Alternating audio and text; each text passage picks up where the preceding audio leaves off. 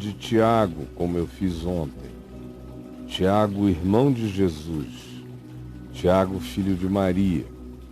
Tiago, que se tornou o principal líder da igreja em Jerusalém, depois dos primeiros 2, 3 anos, após o Pentecoste. Ele já era a figura mais eminente entre as lideranças apostólicas na cidade de Jerusalém. O próprio Pedro se tornou uma figura coadjuvante quando comparada com a liderança e com a capacidade que Tiago manifestava, como também homem de prudência, homem de sabedoria, homem de equilíbrio e de sensatez. Foi assim que ele se tornou grande entre os apóstolos e na igreja de Jerusalém, indubitavelmente, o mais proeminente de todos na liderança que exercia, no respeito que gozava. Ele diz aqui no capítulo 2 da sua epístola: meus irmãos, não tenhais a fé em nosso Senhor Jesus Cristo, Senhor da glória, praticando acepção de pessoas. Não combina. Quem é de Jesus não faz acepção de pessoas.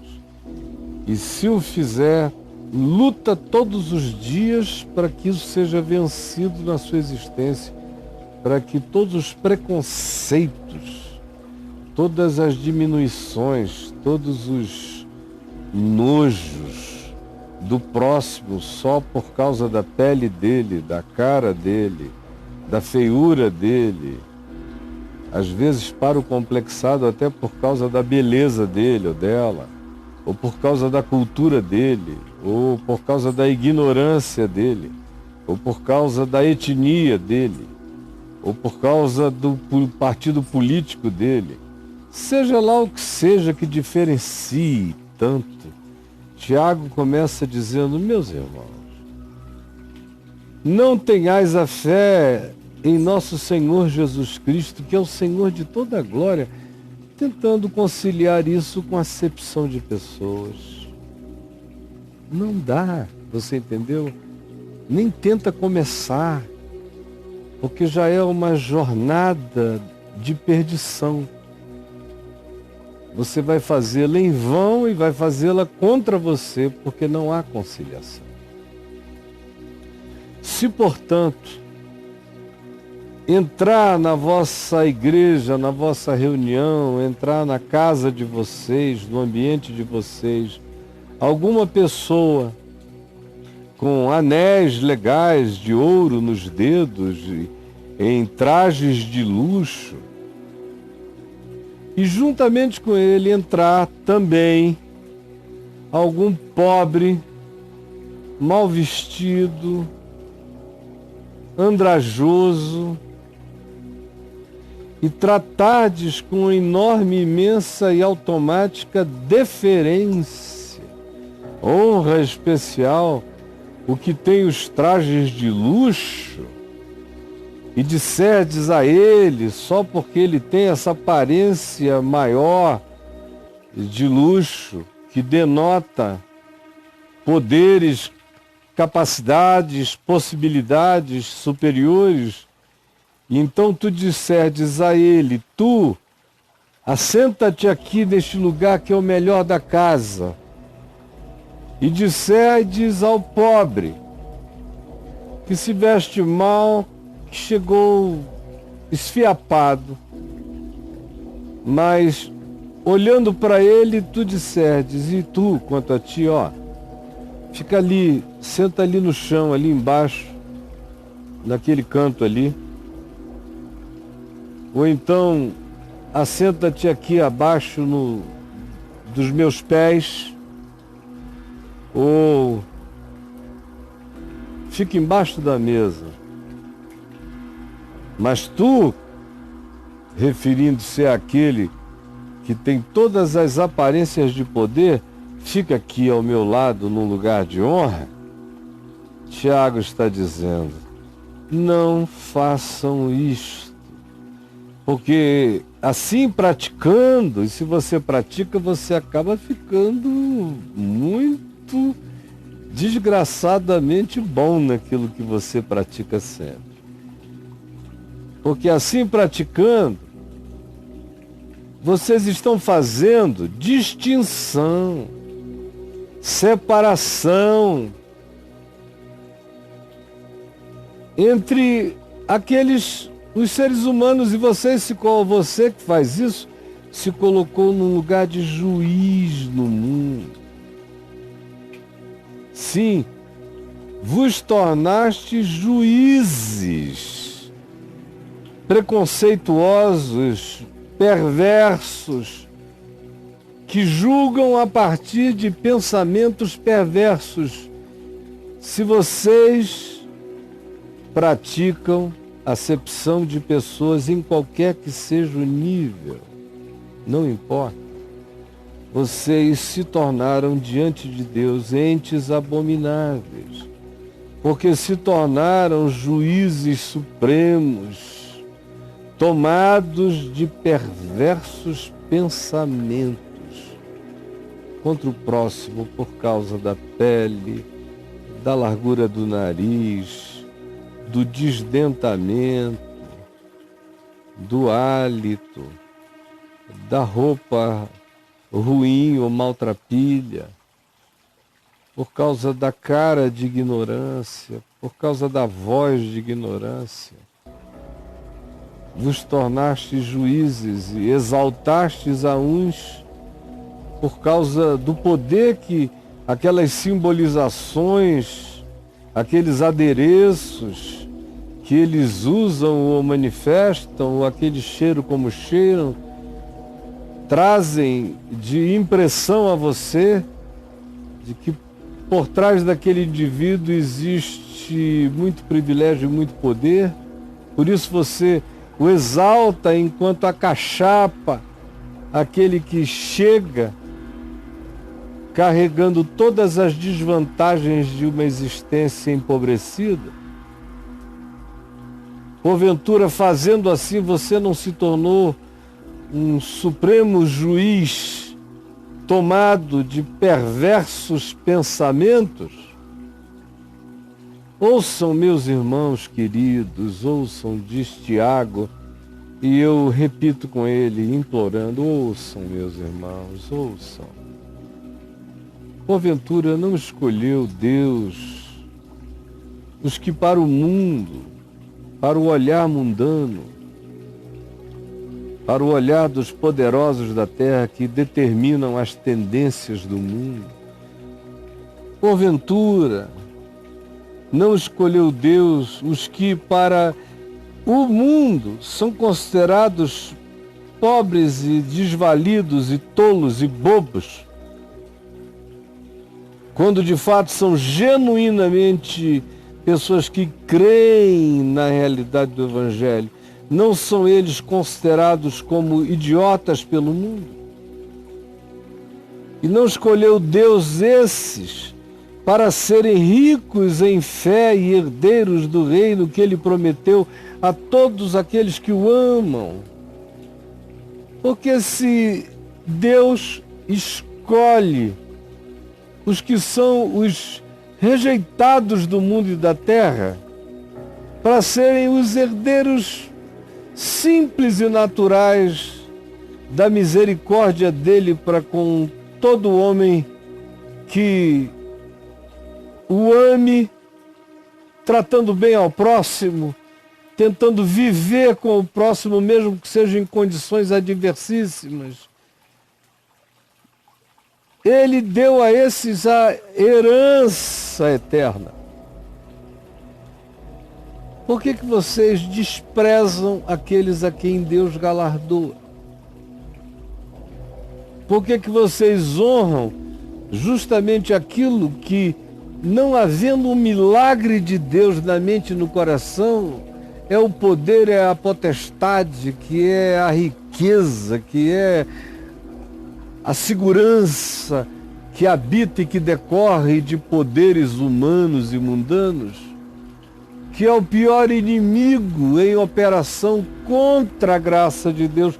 Por que que vocês honram aquilo que se põe como Satanás contra o amor de Deus pelos homens? E por que que vocês humilham aqueles a quem Deus naturalmente galardoa? Por que que vocês fazem isso? Entretanto, vós outros menosprezastes e menosprezais os pobres. Até os pobres desprezam os pobres. Até os pobres agem assim contra os pobres em favor dos mais ricos. Por que que vocês estão sempre fazendo assim? Vós menosprezais o pobre. Não são os poderosos, porventura, aqueles que vos oprimem? E não são eles os que, por nenhuma razão, vos levam aos tribunais e jogam dinheiro contra vocês? E usam e manipulam? Mas por que que vocês, então, quando se trata de encontrar com alguém em algum lugar, em alguma igreja, em algumas circunstância, vocês não conseguem tratar todos os homens de maneira igual? Por que que vocês têm que humilhar o pobre e exaltar o rico?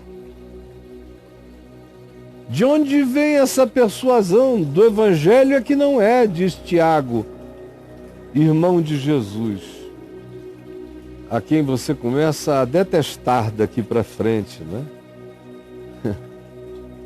Também, porventura, não são eles os que blasfemam o bom nome que sobre vós é invocado normalmente? Se vós, contudo, observais a lei régia, os 10 mandamentos, segundo está escrito nas Escrituras, no Pentateuco. Leiam, por exemplo, e lembrem do que a Escritura diz em Levítico 19, 18.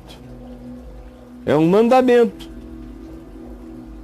que diz: amarás o teu próximo como a ti mesmo. É um mandamento. Esse mandamento proíbe, portanto, a acepção de pessoas. Se vocês fizerem isso, vocês estão fazendo bem. Se, todavia, dizendo isto da boca para fora, ainda assim vocês fazem acepção de pessoas, pelas diversas razões que eu já aqui descrevi, saibam que vocês estão cometendo pecado, estão vivendo em pecado. Se você vive fazendo acepção de pessoas, se você vive criando distinção, se o seu coração separa o joio do trigo neste mundo, e se você acha que essa é uma prerrogativa sua, que você faz isso com toda ostentação de supremacia perversa, com pensamentos malignos de superioridade, você vive em pecado. E vocês que assim vivem são arguídos pela lei. Toda lei argue vocês como transgressores, pecadores. Se vocês fazem acepção de pessoas porque uma pessoa é adúltera, saiba, o mandamento que diz amarás o teu próximo como a ti mesmo inclui o adúltero, o que adulterou, por exemplo, o que roubou, por exemplo, o que mentiu, por exemplo. Como Jesus disse, até o perverso, por exemplo. Ama o teu inimigo. Amarás o teu próximo como a ti mesmo inclui quem você gosta e todo mundo que você não gosta, é teu próximo. E o mandamento é ama ao teu próximo. Como Jesus disse, ora pelo teu inimigo. Abençoa o teu inimigo e ora por aquele que persegue você.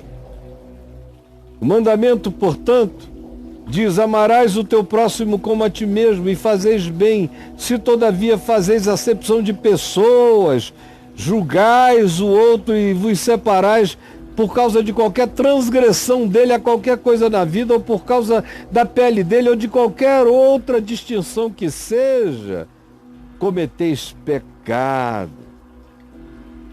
E assim fazendo, vocês estão sendo arguídos por toda a lei e acusados como transgressores, pois qualquer que guarda toda a lei, mas tropeça, por exemplo, no amarás o teu próximo como a ti mesmo, fazendo acepção de pessoas, aquele que obedece toda a lei, mas tropeça em um só ponto, se torna culpado da lei toda, mesmo que transgrida de um só. Esta é a lei da lei. Portanto, aquele que disse não adulterarás, também ordenou, dizendo não matarás. E todo aquele que faz acepção de pessoas matou gente. O desprezo faz parte da família do homicídio. O desprezo, a indiferença, o apartheid, esses abismos todos habitam o lado homicida do olhar da vida, do olhar da existência. Então, se vocês, por exemplo, não adulteram, mas fazem acepção de pessoas, vocês estão matando. Ora, se tu não adulteras, porém matas, tu és transgressor da lei, porque a lei é uma coisa só. A lei se resume em ama o teu próximo como a ti mesmo, porque Deus decidiu ser amado no próximo. Essa é a lei. Quem pratica isso não faz mal ao outro. Portanto, falem de tal maneira e procedam de tal modo que vocês vivam como aqueles que hão de ser julgados pela lei da liberdade, que é a lei do amor. Amarás o teu próximo como a ti mesmo, e tu ficarás livre de todas as outras transgressões, porque aquele que ama não transgride nenhuma lei, e nem tampouco faz acepção de pessoas. Escolham esse lado da vida, porque o juízo é sem misericórdia para com aquele que não usou de misericórdia. É sem misericórdia. Se você faz acepção de pessoas, é porque o seu olhar está morto de misericórdia e você olha com as lentes homicidas da percepção, aonde as coisas mais graves têm a ver com a morte física de uma pessoa aqui na história, e as que decorrem e que não implicam em morte física, mas que tem a ver com ódio, desprezo, indiferença, invisibilização daquela existência, tratá-la como um nada, como um coisa alguma, como Jesus disse, como um raka, que significa como um oco, um vazio. Em Mateus 5 ele diz isso, diz: aquele que faz isso, matou. E Tiago está ecoando esse ensino que ele aprendeu de Jesus. Porque o juízo divino é sem misericórdia para com aquele que não usou de misericórdia para com o seu próximo. O juízo que vem sobre ti será sem misericórdia, tanto mais quanto você tenha tratado sem misericórdia o seu próximo. Quem quer que ele seja, por mais feio ou diferente que ele seja aos seus sentidos, saiba, se você tem pessoas que você diz que se sente autorizada pela existência a desprezá-las, você está dando uma autorização ao juízo divino para desprezar você. É tudo em estado de equivalência, porque o juízo de Deus é sem misericórdia para com aquele que não usou de misericórdia para com o próximo.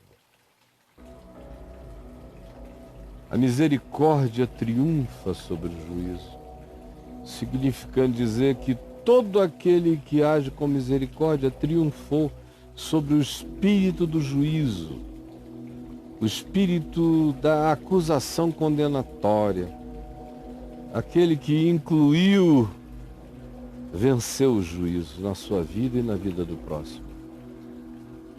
Aquele que acolheu, venceu o juízo na sua vida e na vida do próximo e venceu o juízo no mundo. Aquele que age com compaixão, venceu o juízo na terra, se tornou soberano sobre o ódio porque se compadeceu. Seu coração cresceu em infinitude, ele estendeu graça divina ao próximo e ele julgou o mundo por não se submeter à lei do cão, à lei do instinto, à lei predatória, à lei animal, à lei da prevalência dos mais poderosos no mundo, nessa guerra evolutiva de perversidade praticada como ideologia política, religiosa ou até mesmo em nome do medo e da assombração social.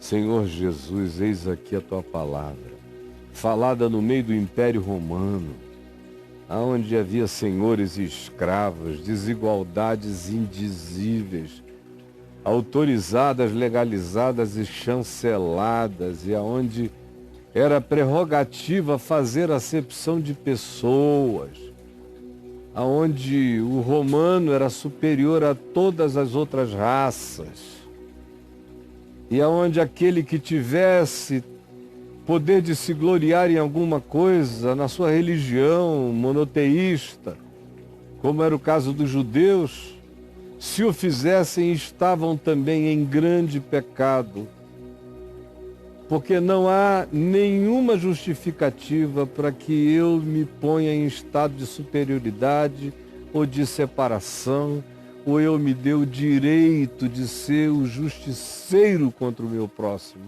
e o vingador, porque assim fazendo eu estou estabelecendo a medida do juízo, pela qual eu também serei julgado. Ajuda-me a vencer o espírito do juízo pela prática da misericórdia na minha vida e nas minhas relações. Ensina-nos aqui e quebranta-nos aqui, porque isso só cabe no espírito quebrantado, no coração daquele que sabe que existe num estado de dívida e que todo dia precisa se curar um pouco mais da perversidade que faz acepção de pessoas. É o que eu te imploro, em nome de Jesus. Amém.